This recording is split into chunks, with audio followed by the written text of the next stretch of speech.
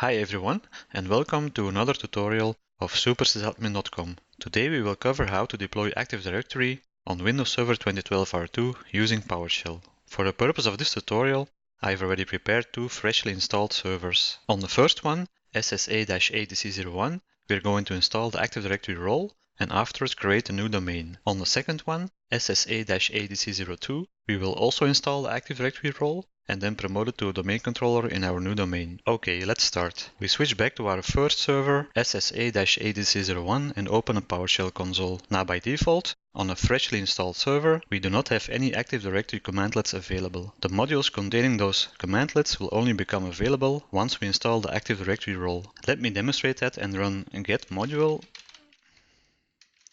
list available. As you can see, no Active Directory module is returned. So let's first install the Active Directory role. First, we need to retrieve the name of the role we need to install. We can get a list of all roles and features by running the commandlet get Windows feature.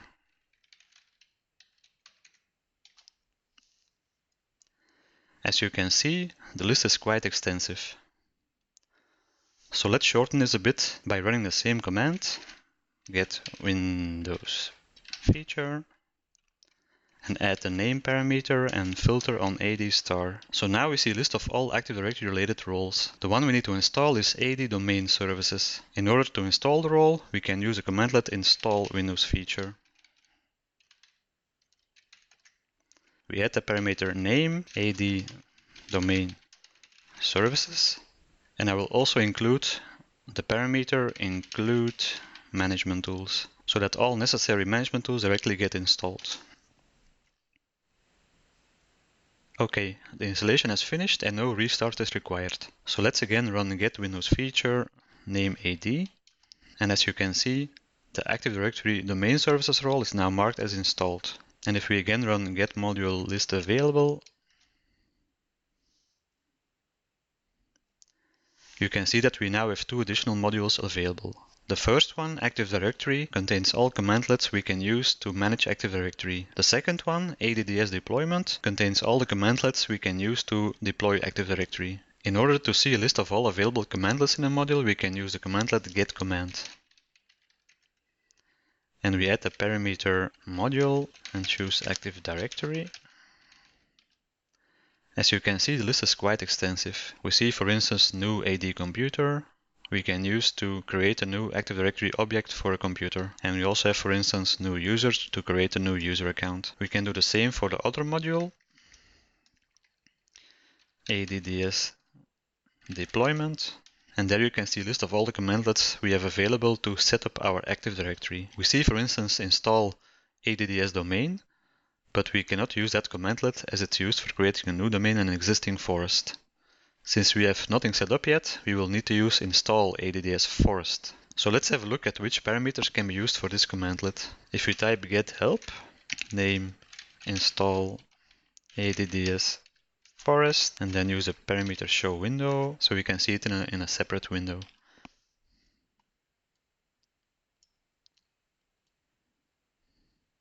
So let's have a look at the parameters we can pass to this commandlet.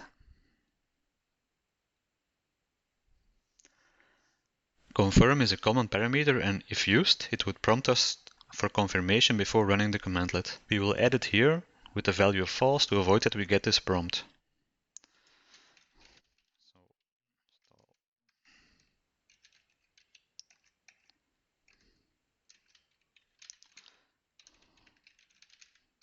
The parameter create DNS delegation can be used to set up a DNS delegation from an existing DNS server on the network to our new domain controller. In our scenario, we have no other DNS servers on the network, so we will add the parameter and set it to false.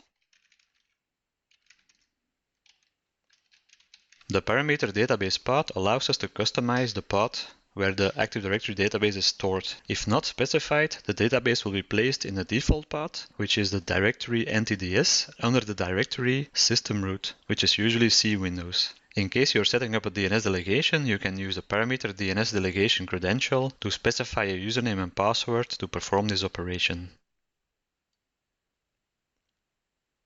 The parameter domain mode allows us to specify the domain functional level. If not specified, it will default to Win 2008 R2. For our example, we will set it to Win 2012 R2.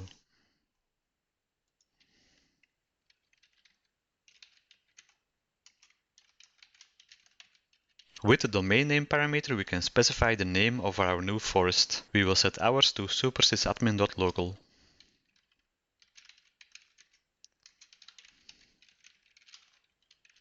The parameter domain netBIOS name can be used to specify the netBIOS name. If not specified, the 15 first characters of the domain name will be used. A netBIOS name, however, cannot exceed 15 characters. So if you do not explicitly specify it, ensure the first part of your domain name is no longer than 15 characters. For our tutorial, we will set the netBIOS name to SSA.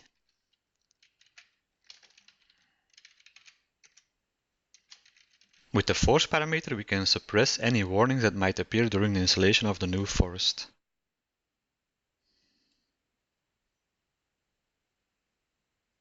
The forest mode parameter allows us to specify the forest functional level. Similar to the domain mode parameter, if not specified, it will be set to Win 2008 R2. For our tutorial, we will set it to Win 2012 R2.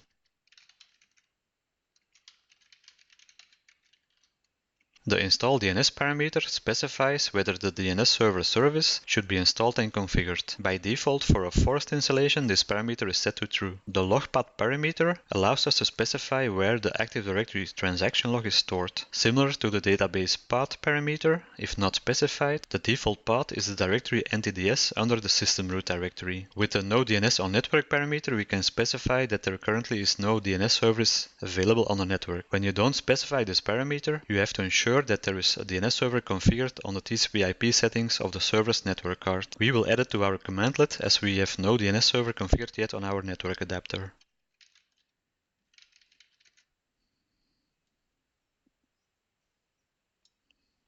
With the no reboot on completion parameter, we can prevent the computer from rebooting after the forest installation has completed. I will add it here so we can review the output.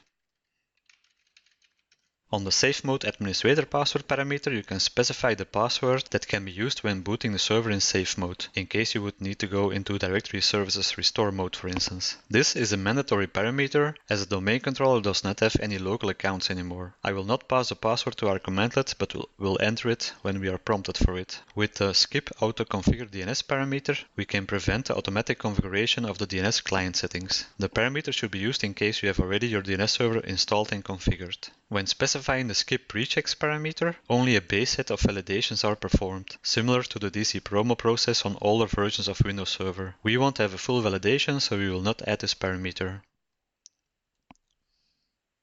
With the sysvol path parameter, you can modify the path of the sysvol share. If not specified, it will default to the directory sysvol under the system root directory. And the whatif parameter finally is a common parameter found on most commandlets and will show what will happen if you would run the commandlet. So let's summarize the commandlet that we have composed. So we will do install adds forest, we'll set confirm to false, we'll also set create DNS delegation to false, set the domain mode to Win 2012 R2, set our domain name to supersysadmin.local, set our netBIOS name to SSA, set our forest mode to Win 2012 R2, we indicate that there is no DNS on network, and we will do no reboot after the operation is completed. So let's now execute the commandlet that we composed. As mentioned, the safe mode administrator password is mandatory, and as we didn't specify it yet, we will need to enter it now.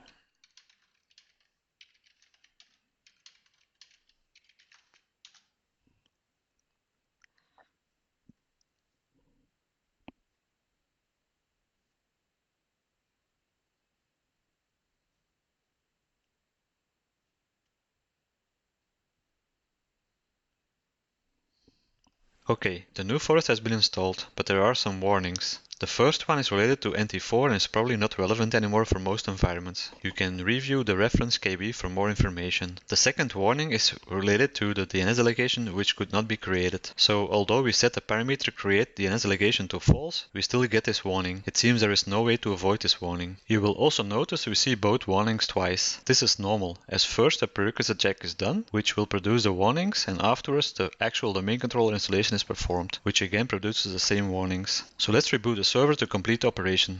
We can do that easily with the commandlet restart computer.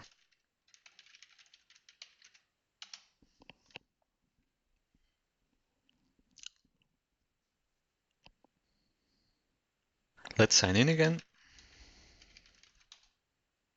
Let's do a small validation that our domain controller is working fine. There are numerous ways how we can test this. And the fact that we are able to log on to our domain controller is already a good indication that everything is okay. So let's open a PowerShell console and use a command get ad domain controller. If we do not specify any additional parameters, it will just return a domain controller. As we currently only have one, it should return the one we are currently logged on to. So all seems okay. Let's switch to our second server, SSA-ADC02. The goal is to add this server as an additional domain controller in our new domain. But before we can do so, we first need to perform some other steps. First, we need to join the server to our new domain. And in order to do that, this server first needs to be able to contact the domain. Currently, there is no DNS server configured yet on the network adapter of this server. So we first need to fix that.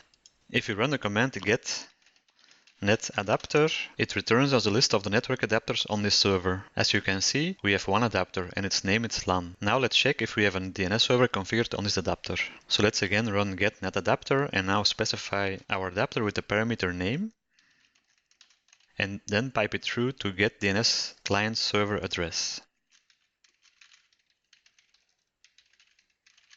As you can see, we get two results returned, one for IPv4 and one for IPv6. We are currently only concerned about the IPv4 stack. So let's again run get net adapter name LAN.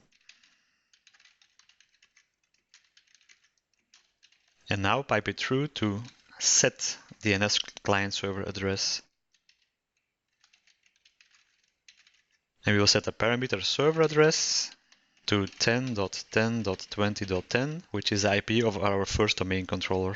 If you now again retrieve the DNS client server address, you can see that the DNS server is now correctly configured. So let's now test if DNS resolution is working correctly. We could use the ping command for that, but why not try the PowerShell equivalent? For that you can use the commandlet test connection, and we'll put as target our domain name.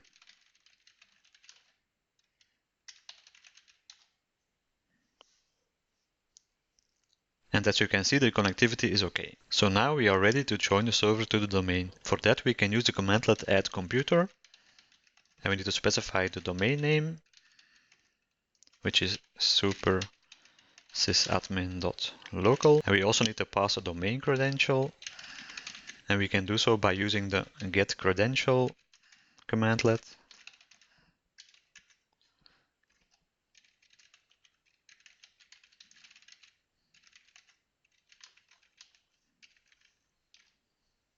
And now we just need to restart the computer.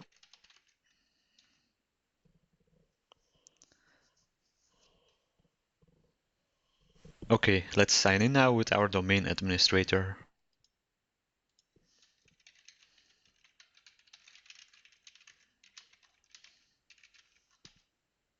We are now ready to promote this server to domain controller. So let's open a PowerShell console. Again, as on the first server, we need to install the Active Directory role. So we do again install Windows feature, name AD domain services, and do include management tools.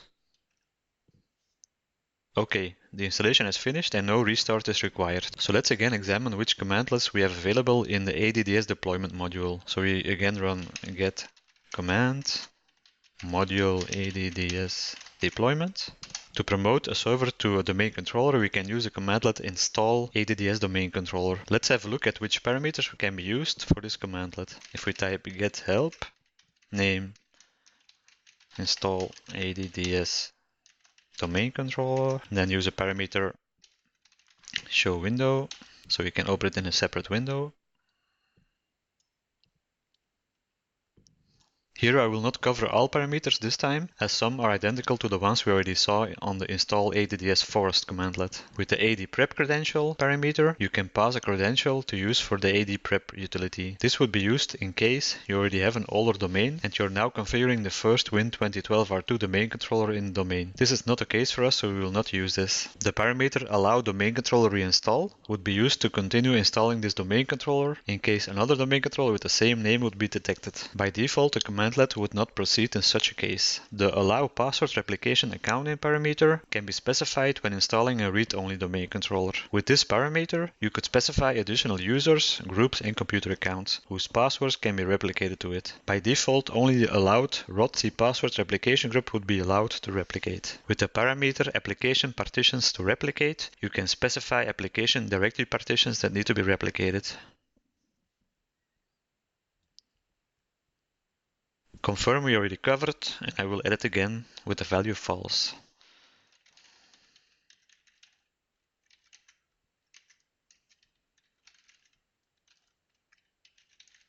Create the DNS delegation we covered as well. With the credential parameter, you can specify the account to be used to install the domain controller. We are already logged onto this computer with the domain administrator, so we don't need to use this. With the parameter critical replication only, you can specify that during the installation, only the critical parts of the database are replicated before the reboot. Once the reboot has been done, the non-critical part will be replicated. This can be useful in case you have a large database or a slow link to the domain controller from which you are replicating the information and you want to speed up the process. Database path we already covered. With the parameter delegated administrator account name, you can specify a user or group that will be delegated administrator of this domain controller. When you're installing a read-only domain controller, you can use the parameter deny password replication account name to specify additional users, groups, or computer accounts that cannot be replicated to it. By default, the groups administrators, server operators, backup operators, account operators, and the denied ROTC password replication group are already in the deny list. The denied ROTC password replication group contains most of the very powerful groups such as domain admins, enterprise admins, and schema admins. DNS delegation credential we already covered. Domain name will be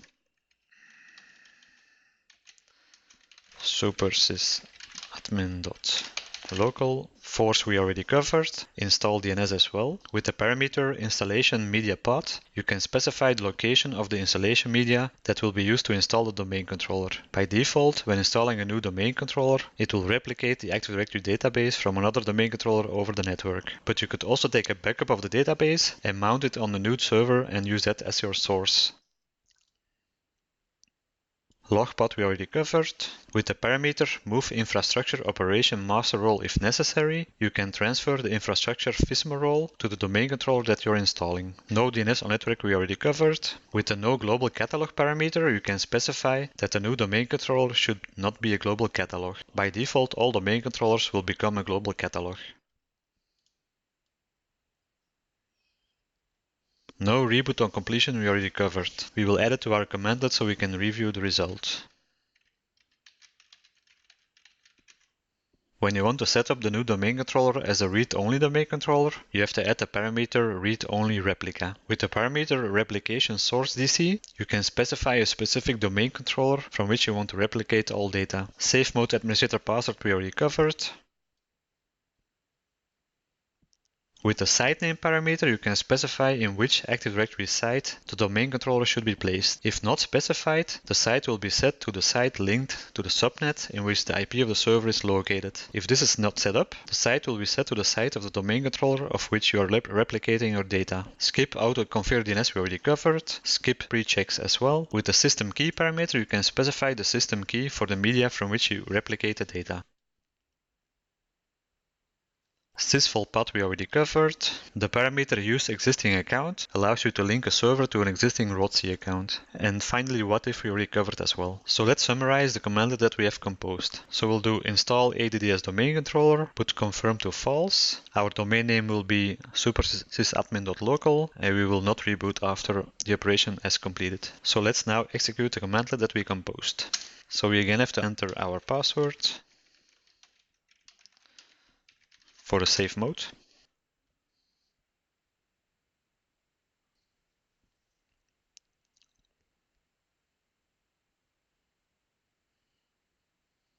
Okay, the operation has completed. So let's reboot this server to complete the operation.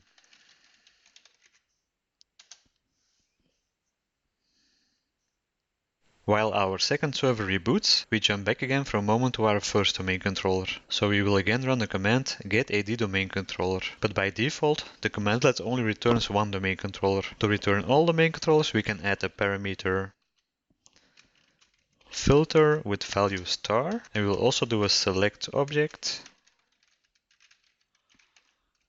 name, so it only returns the name. And as you can see, we now have 2 domain controllers. So that concludes today's tutorial. I hope you learned something, and if you liked it, please take a moment to subscribe to our YouTube channel. You can also visit us at SUPERSYSADMIN.com for more tips, tutorials and scripts. If you have any question, please feel free to leave a comment below. Thank you, bye bye.